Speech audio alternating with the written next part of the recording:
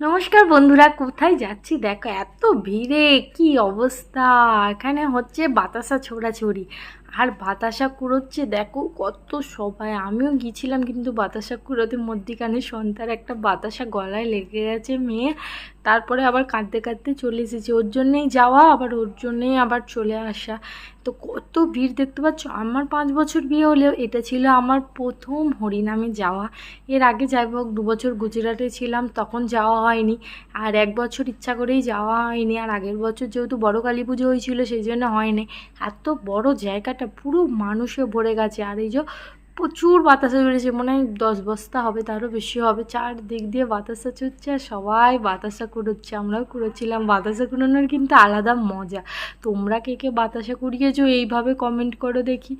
আর সবাই বাতাসা কুড়োচ্ছে। আমি কিন্তু একটা জিলিপিও পেয়েছিলাম, শুধু বাতাসাই নয়, এখানে জিলিপি, আইসক্রিম, লজেন্স